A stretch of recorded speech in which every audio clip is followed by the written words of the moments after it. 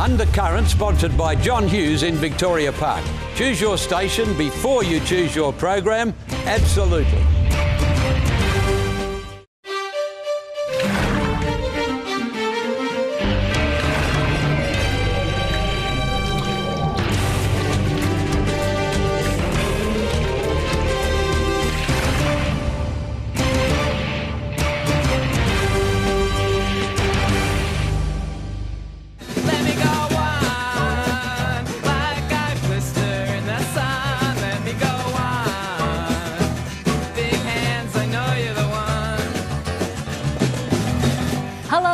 Welcome to another episode of Undercurrent. I'm Christy Molliker. Well, first up on this evening's episode, Luke Schubert catches up with an associate professor and an author who thinks that the capitalist system of government just doesn't work and is very much like a monopoly game. Certainly makes for interesting viewing, so take a look.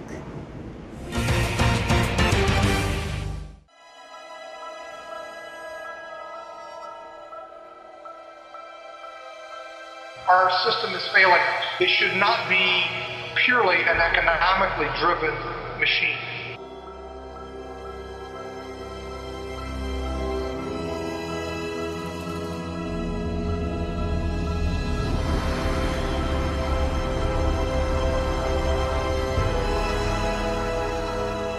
You cannot have people that do not benefit from this system and have it be sustainable.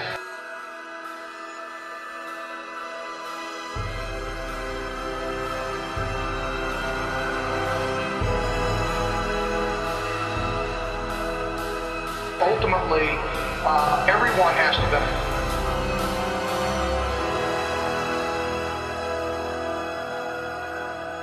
When Government Doesn't Work Anymore is a book about our current global economic crisis and the failure of the nation-based governmental and economic systems to respond to global change. I spoke to the author, Mr. Glenn Metz, to talk about the book. So welcome to Undercurrent, Mr. Metz. Thank you for joining us. Thank you for your time. So what do you believe are the current economic and social problems facing us? In our system in America, I see, in the older democracies, I see a tendency towards replicating the older feudal systems. And by that I mean that in America, particularly today, I see incredibly high concentrations of wealth. The top 1% in America have about 35% of the wealth, about 60% of the investment. The top 10% have 70-some% of the wealth. The thing is really highlighted by this bottom 50% that has a mere 2.5%. And most of that, by the way, all of that is in their homes, which most of them have lost since 2008. I look around America today and I see social mobility, which is, it's the probability of you moving from the lower class to the middle class. We look at the data in America from 1937 to about 1970. You had a much better chance of moving from lower class to middle class than you did of moving down. Around 1970 to 1990, this line went flat, meaning that upward mobility and downward mobility were just about even. And since 1990, we've actually seen this thing invert, where most of our middle class is more likely to move down to the lower classes. And what this does is this creates a lot of social unrest, which we see actually, by the way, in America, you know, the Wall Street protesters and many dissatisfied homeowners. It's a devastating situation, and it's caused quite a backlash in our society. It's affecting our politics in this next election cycle. It's affected millions of Americans who cannot find jobs, and when they do find jobs, they're not good jobs. The solutions that the politicians have are, you know, things like, well, we can borrow more money from China so we can hire more government workers. And these are things that just might make the unemployment rate go down a little bit, but it really isn't a solution. And how have these problems arisen? What we've seen over the last 100 years, particularly in the last 20 years, ferociously, are corporations running around the globe, connecting themselves globally into a gigantic network. We've seen the financial system around the world be connected in a gigantic global interconnected network. So while the governments are still disconnected and fighting over tariffs and and really kind of petty things as far as their populations are concerned, the corporations and the financial system is incredibly integrated and connected. And therefore, they actually have an advantage on the governments. In so many ways, our corporations and our financial system have become global citizens. Many of our younger generation are becoming global citizens through social media. And so the isolationists really now are governments, okay? Governments are trying to maintain some degree of isolation, and they have a very difficult time doing that with these kinds of trends going on that we're seeing today. In your book, you use the Monopoly game as an analogy for our current economic and social system. Can you explain this analogy? I hit on this idea of using the Monopoly game, which I loved to play as a kid. And so I take the first chapter, really, and I draw analogies between the Monopoly game that most people are familiar with, at least in Western societies, and our economic system. What happens in a regular Monopoly game is at the end of the game, somebody has all the money, or most of it, and virtually all the property. Since everybody else is bankrupt, they win. Well, the bittersweet of this is that now that you've won, you're on top, there's nobody to play with, the game is over. So in real life, we don't play just Monopoly, we play what I call perpetual Monopoly. In other words, the game goes on and on and on. So imagine in perpetual Monopoly, somebody wins in Monopoly, now we got to have the game go on. How are you going to do that? Well, how you perpetuate the game is you're going to have something to keep these players from going bankrupt and keeping them in the game. Starts to sound like our financial system. Well, we can loan them money. We'll give them a credit card. We will give them let's create welfare and unemployment and food stamps and all these things, because they really can't. We can't just play the game, because they're going to lose and they're going to starve to death. So we're going to have to make some accommodations if we want this game to go on forever. And of course, the people who really want the game to go on forever are those who are winning. But the use of the Monopoly board was to show that, there's all these analogies, and then, yes, we do play perpetual Monopoly. And in perpetual Monopoly, in real life, we make all these accommodations to our capitalistic system to make it work. And what are the winners and losers paradox?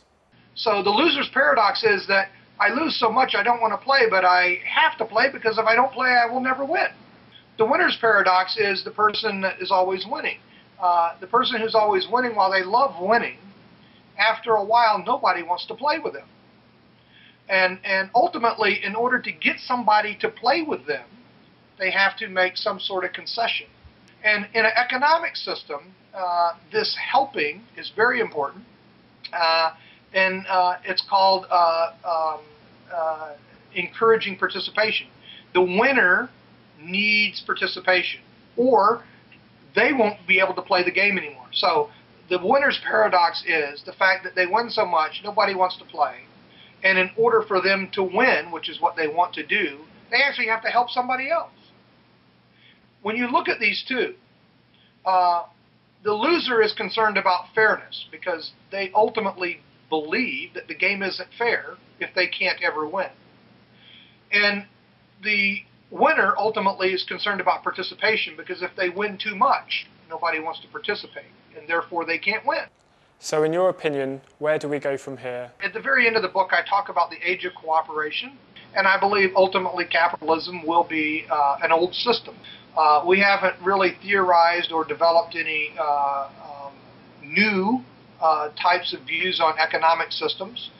I think this is going to be driven from the bottom up. In other words, dissatisfaction, an informed population, a relatively educated average citizen who is demanding change. Because the system does rely on participation.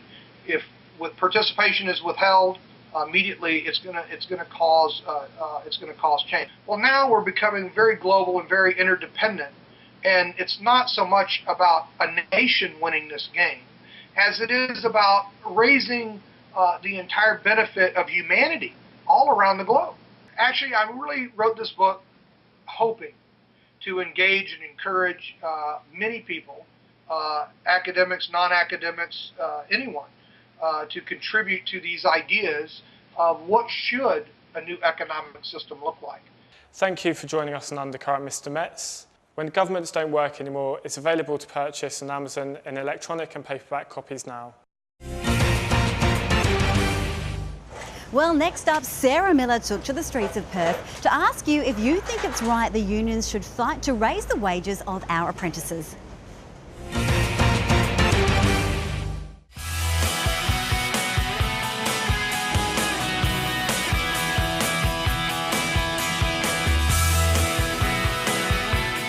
Australian trade unions will once again regain the fight for our apprentices to earn a minimum wage.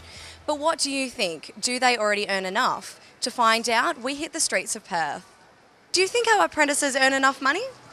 Probably not, no. I've got a couple of friends and it seems to be nothing at all. You can't really support yourself on that. It's a bit ridiculous, really. Yeah, they're underpaid, I believe. Yeah, they should have more benefits and stuff like that. Yeah. According to the financial increases that go on, it doesn't match. You've got to survive. So what do your friends say about their wages? They work a lot harder than they should. I think they pull a lot of the weight. They get all the dead-end jobs that no one else wants to do, and they're staying back all hours. Yep, they're learning a trade, so they need to practice and earn a minimum, so they appreciate the skills that they need to be a professional. I think they do, yeah. Do you? Yeah, because most of them are liability for probably the first 3 years anyway. Some apprentices earn less than 30 grand even in their final year. What do you think about that? Disgrace. Well, it's just ridiculous for all that work they do. I don't think that's very fair. I would say not. No, that's very unfair. If they're working full-time, they're doing as much as the full-time staff members, and then yes, they probably should be earning more. Do you think this is fair? Yeah, because eventually they're going to earn a whole lot more. I do, yeah, personally. But I'm from the old school. Do you think that they should receive a pay increase? Yes, I do. Yes, definitely. Because some people who are on the dole, they can definitely be getting more than 30 grand. Do you think that maybe the low wages would actually deter people from going into apprenticeships? Yeah, because if you've got a 3-year term and you're looking at below 30, that's obviously going to put you off a bit. Not necessarily. I mean, uni students don't earn as much as other people. They still go to uni. Probably not. No, I don't think it is. But probably the mines are deterring that, because they can go up there and earn better money, so they tend to go and do it. So I think if you want to do an apprenticeship, you will. As a trader yourself, what advice would you have to young apprentices out there? Stick at it. Yeah. Despite the lousy pay? Yeah, like I got $200 a week or something like that in my first year, and then once I got my ticket, I was able to go overseas and travel and plumb for 5 years. No doubt it is a good scheme, but it is kind of taking advantage of people who work really hard and they get paid peanuts, really. While we came across a few surprising objections, the overwhelming response was that our apprentices do deserve a pay increase. I'm Sarah Miller, reporting for Undercurrent. Now, to have your say and, of course, to get your head on the telly, you can find us in the city around about lunchtimes on Tuesdays. I'm Christy Molliker. Join me for more Undercurrent on the other side of the break. Undercurrent, sponsored by John Hughes in Victoria Park. Choose your station before you choose your program. Absolutely.